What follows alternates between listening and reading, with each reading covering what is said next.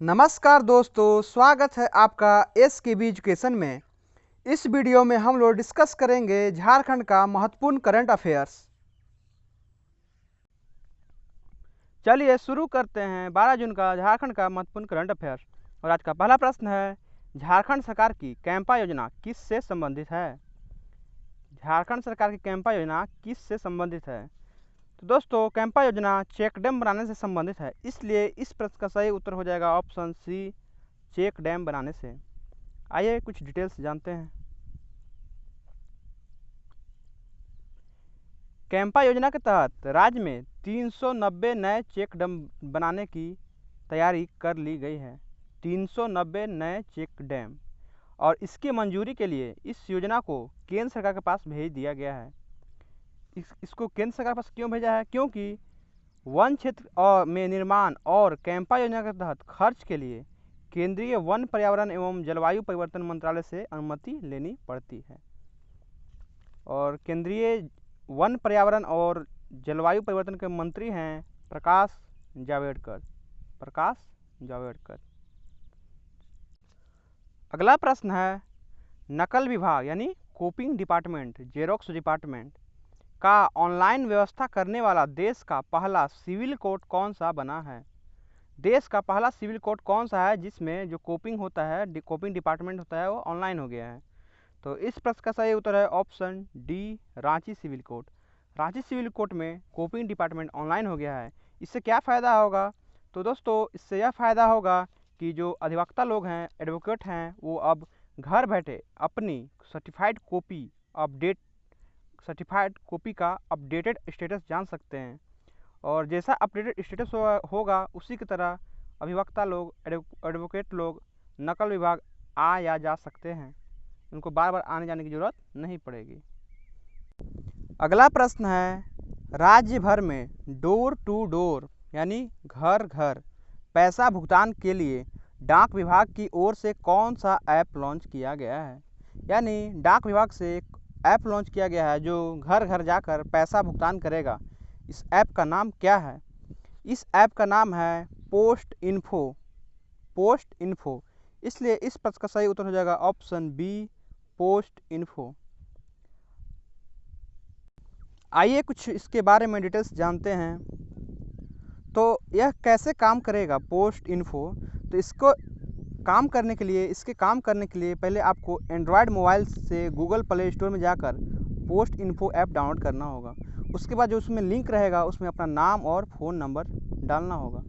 इसके बाद ऐसा करने के बाद फिर आप रिक्वेस्ट डालिए पैसा के लिए, तो वहाँ से पोस्ट ऑफिस के कर्मचारी आप तक घर पहुँचेंगे और तुरंत कार्ड से स्वैप करके आपको नगद भुगतान करेंगे। इस सुविधा का लाभ किसी भी बैंक, यानी वो ऐसा नहीं होगा किसी पोस्ट ही बैंक, किसी भी बैंक के खाताधारक उठा सकते हैं। इसके लिए सिर्फ खाता का आधार नंबर से लिंक होना जरूरी है। आइए इसके बारे में और भी डिटेल्स जानते हैं।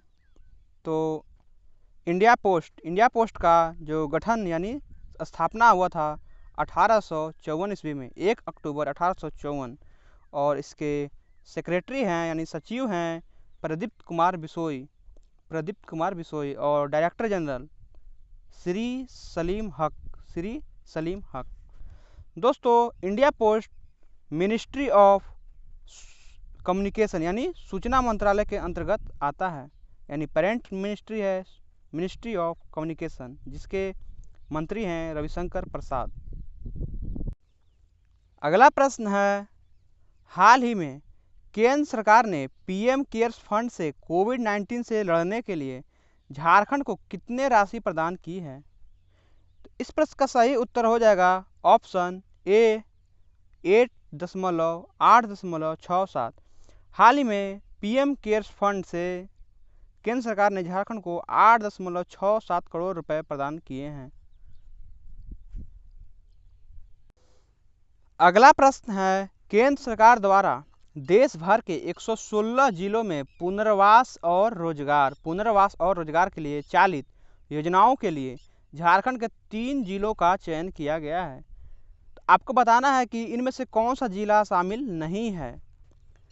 गिरिडीह शामिल है, हजारीबाग भी शामिल है, गोड्डा भी शामिल है लेकिन देवघर शामिल नहीं है। इसलिए इस प्रश्न का सही उत्तर हो जाएगा ऑप्शन डी, देवघर। आइए देवघर के बारे में कुछ डिटेल्स जानते हैं।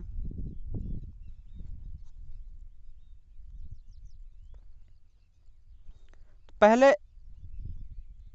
योजना के बारे में जानते हैं कि इन योजनाओं में मनरेगा, स्किल इंडिया, जन धन, किसान कल्याण, खाद्य सुरक्षा, पीएम आवास शामिल है।